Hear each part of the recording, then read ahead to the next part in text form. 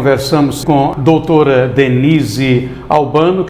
Doutora Denise, o ex-ministro Aldo Rebelo, ex-ministro da Defesa, disse que a lei acabou no Brasil e que não tem mais Constituição. Ele chega a afirmar que nós temos atualmente 11 constituições. Cada ministro tem uma Constituição ao seu modo, na sua cabeça. Esses temas não seriam para estarem sendo decididos dentro do Congresso Nacional? Porque foi para lá que nós, no conjunto da sociedade brasileira, votamos, elegemos deputados e senadores para, dentre outras prerrogativas, discutirem, elaborarem, apresentarem projetos de lei, aprovarem as leis e fazerem as leis serem cumpridas. Essa ação de ministros do STF estaria havendo aí um sequestro daquelas atribuições que são próprias do parlamento, doutora Denise? Isso é indiscutível. A Constituição deixa bem claro quais são os campos de atribuições constitucionais, de competências para cada um dos poderes. A famosa tripartição, lá das aulas nossas do ensino médio, a gente já aprendia. Montesquieu.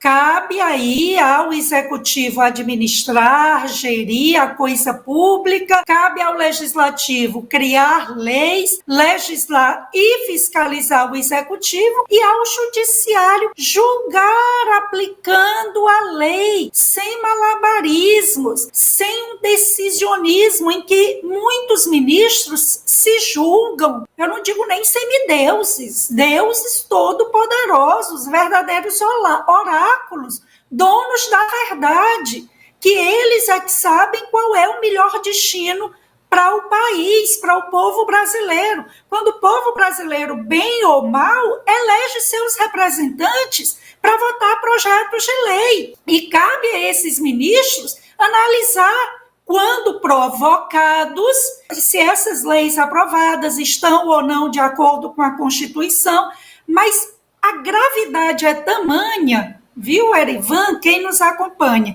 que temos também um órgão administrativo chamado CNJ, Conselho Nacional de Justiça, que foi criado pela uma emenda constitucional 45. Esse órgão é de natureza administrativa, para velar, fiscalizar a aplicação eficiente, a atuação eficiente dos órgãos da justiça, varas, juízes, tribunais, que de fato ajudem no aperfeiçoamento do funcionamento dos órgãos que integram o sistema de justiça.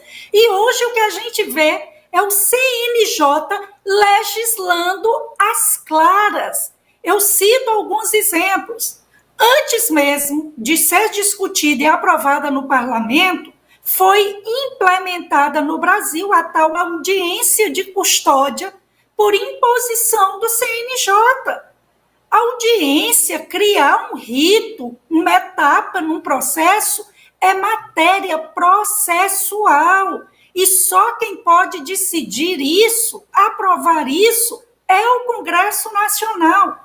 Além de criar audiência de custódia, que só depois de algum tempo é que houve uma lei, acho que os próprios congressistas se sentiram pressionados para aprovar, depois que o próprio CNJ impôs. Eu atuei, antes da pandemia, no presídio feminino aqui, na Grande Aracaju, para a remissão da pena, o desconto da pena de presas de internas, pela leitura e elaboração de resenhas. A lei de execução penal só prevê descontar a pena por meio do trabalho e por meio da educação, do estudo, de cursar alguma etapa aí do ensino fundamental ou médio ou superior, pelo estudo e pelo trabalho. Pois o CNJ criou o desconto da pena também pela leitura de obras e elaboração de resenhas, quando muitas internas sequer dominam minimamente a leitura e a capacidade de escrita. Então, é essa o próprio fechamento dos hospitais de custódia. Não foi o STF, não. foi o CNJ que determinou, mas a composição do CNJ é majoritariamente de ministros do Supremo e do STJ, e quem preside é o ministro do Supremo. Vem sendo implementado tanto pelo CNJ como pelo CNMP, que é o Conselho Nacional do Ministério Público, decisões que são orientadas, pautadas por uma tal Agenda 30 da ONU. Então, quando se fala de globalismo e você acha que é uma teoria da conspiração, que é uma coisa que pessoas fantasiam, não. Essa agenda globalista de achar, por exemplo, que a Amazônia não é patrimônio brasileiro e que governos, ONGs internacionais podem mandar e desmandar aqui dentro em nome da proteção ambiental, que os filhos não são membros de uma família e que cabe aos pais prover a devida orientação.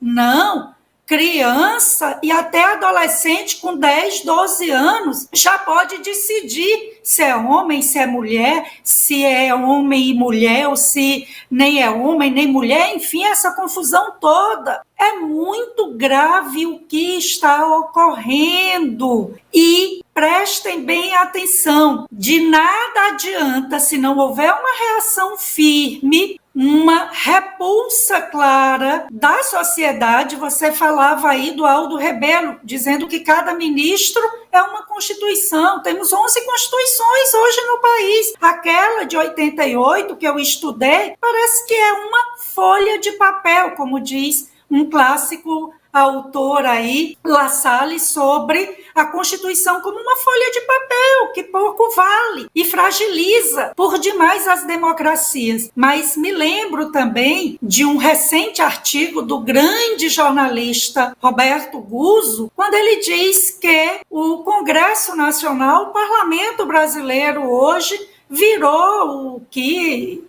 seria uma espécie de peça decorativa. A gente elege, o custo é elevadíssimo, mas que hoje, completamente esvaziado, veja que essa aprovação do advogado particular aí, do próprio Lula, 58 votos favoráveis. Cadê o notório saber jurídico? Nunca passou por uma instituição federal, por uma universidade federal, nem na graduação, nem no mestrado, nem doutorado, sequer tem essas pós-graduações. Produziu um livro a partir aí da sua atuação nos processos do Lula, chamado Lawfare. Teve uma atuação durante a eleição processando empresas jornalísticas como a Gazeta do Povo e jornalistas por supostamente mentir sobre Lula, quando jornalistas diziam que Lula é ligado a ditadores da América Latina, como Ortega, como Camel de Cuba, aqui do lado Maduro. E vejam, estão chegando aqui no Brasil todos esses ditadores para serem recebidos num tapete vermelho para discutir os rumos políticos sob o convite do governo lulista,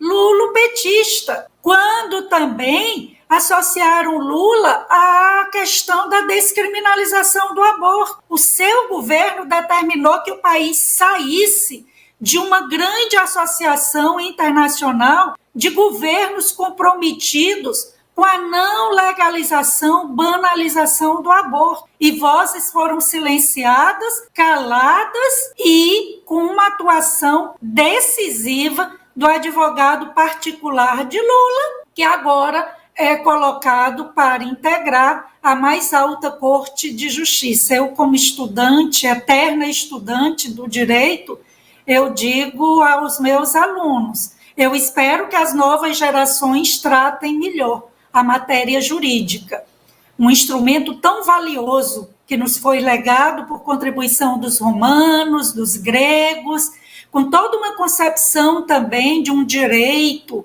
que precede a própria existência, a ideia de um direito natural como direito revelado pela sabedoria divina, pela lei eterna, e que vem praticamente se transformando em mera força bruta, vontade de quem pode e, volto a dizer, Para mim, isso pode ser tudo, menos o que eu compreendo como sendo direito.